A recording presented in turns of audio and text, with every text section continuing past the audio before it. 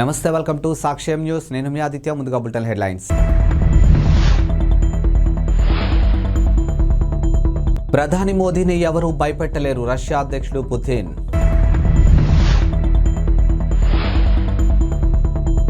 నాన్న త్వరలోనే కోలుకుంటారు, కవిత.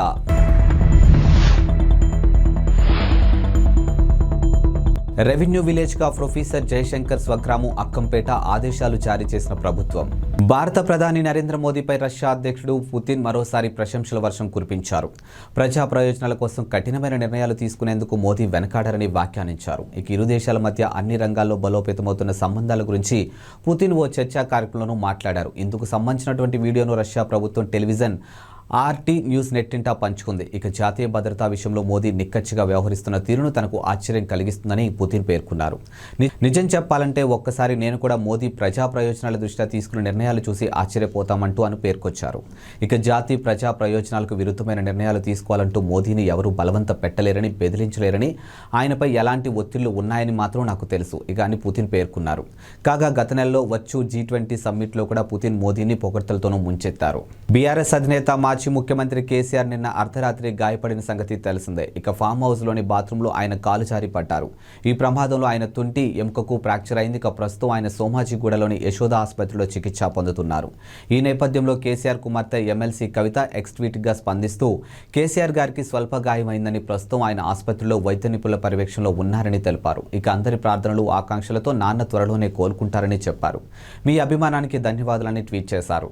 తెలంగాణ సిద్ధాంతకర్త ప్రొఫెసర్ జయశంకర్ స్వగ్రామమైనటువంటి హన్మకొండ జిల్లా ఆత్మకూరు మండలంలోని అక్కంపేటను రాష్ట్ర ప్రభుత్వం రెవెన్యూ గ్రామంగా గుర్తిస్తూ నిన్న ప్రాథమిక నోటిఫికేషన్ జారీ చేసింది. ఇక ముఖ్యమంత్రి రేవంత్ రెడ్డి ఆదేశాలతో ప్రధాన కార్యదర్శి శాంతికుమారి నోటిఫికేషన్ విడుదల చేశారు. ఇక అక్కంపేట ప్రస్తుతం పెద్దాపూర్ రెవెన్యూ గ్రామంలో భాగంగా ఉంది.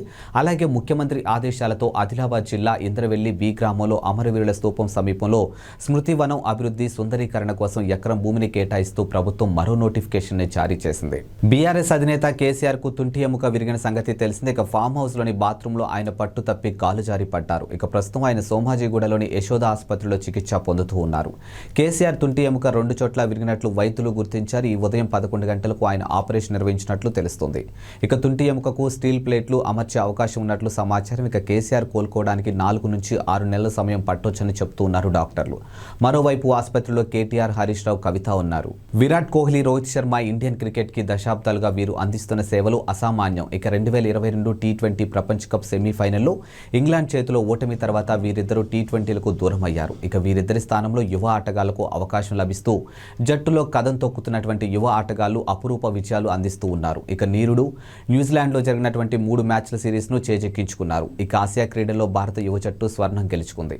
తాజాగా ఆస్ట్రేలియాను 4-1తో ఓడించి సిరీస్ను కైవసం చేసుకుంది. ఇక వచ్చే ఏడాది అమెరికా, వెస్టిండీలతో జరగనున్నటువంటి T20 ప్రపంచ కప్లో కోహ్లీ, రోహిత్ శర్మ తప్పకుండా ఆడతారు. ఇందులో ఎలాంటి సందేహమూ లేదు. అయితే 2022 T20 ప్రపంచ కప్ తర్వాత భారత జట్టులోకి దాదాపుగా డజన్ మంది యువ ఆటగాళ్లు అరంగేట్రం చేశారు.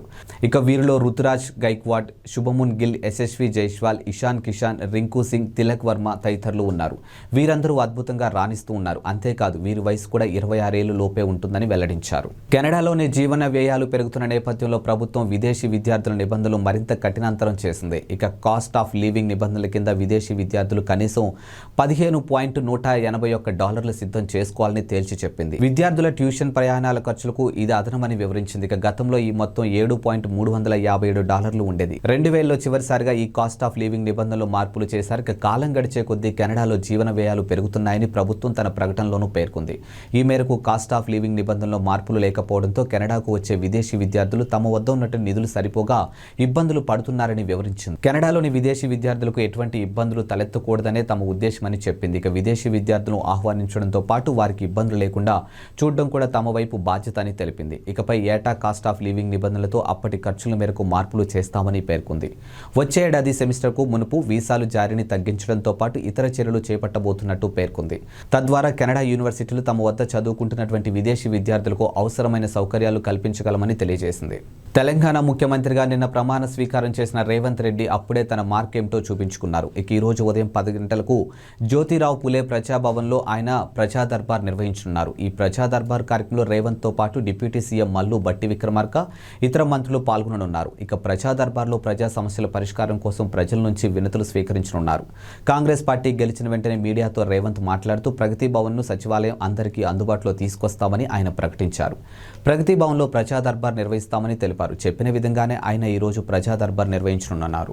జమ్మూ కాశ్మీర్కు ప్రత్యేక ప్రతిపత్తిని కల్పించినటువంటి రాజ్యాంగంలోని ఆర్టికల్ 370ని రద్దు సవాలు చేస్తూ దాఖలైనటువంటి పలు పిటిషన్లపై సుప్రీంకోర్టు డిసెంబర్ 11న తీర్పు వెలువరించనుంది. చీఫ్ జస్టిస్ చంద్రచూడ్ ఆధ్వర్యంలో జస్టిస్ సంజయ్ కిషన్ కౌల్, సంజీవ్ ఖన్నా, బిఆర్ గవాయా, సూర్యకాంత్లతో కూడినటువంటి రాజ్యాంగ ధర్మస్థానం తీర్పు వెలువరిస్తుంది. ఇక సెప్టెంబర్లో ఈ పిటిషన్లపై విచారణ ముగియడంతో సుప్రీంకోర్టు తీర్పు రిజర్వ్ చేసినటువంటి విషయం తెలిసిందే. ఇక మొత్తం 16 రోజుల పాటు ఆర్టికల్ 370కి రద్దుకు సంబంధించి సుప్రీంకోర్టులో విచారణ జరిగింది.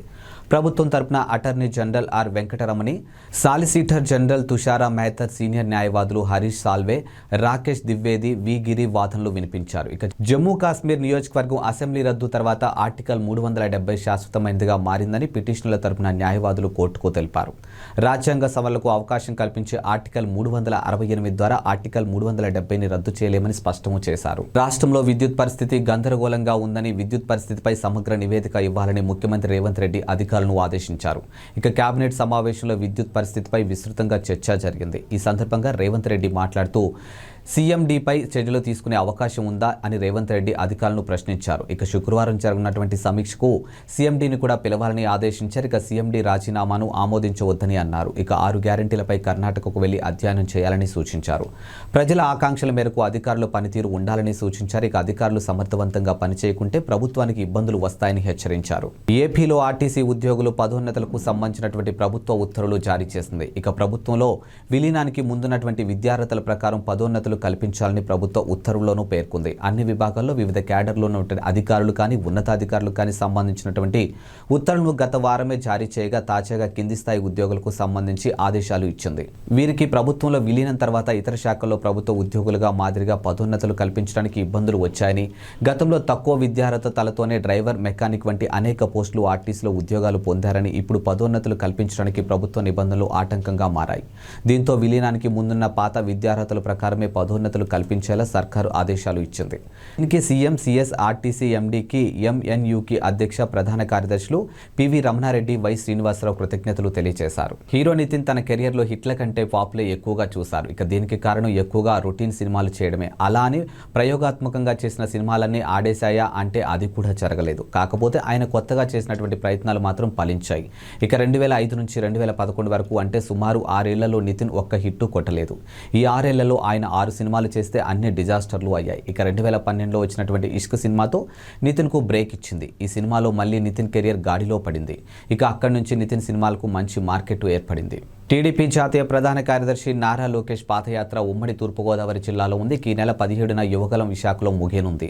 తూర్పుగోదావరి తర్వాత విశాఖ జిల్లాలోకి అడుగు పెడుతుంది. ఈ క్రమంలో మాజీ మంత్రి, పోలిట్ బ్యూరో సభ్యుడు చింతకాయల అయ్యన్న పాత్రుడు పేరుతో కొన్ని ట్వీట్లు వైరల్ అవుతూ ఉన్నాయి.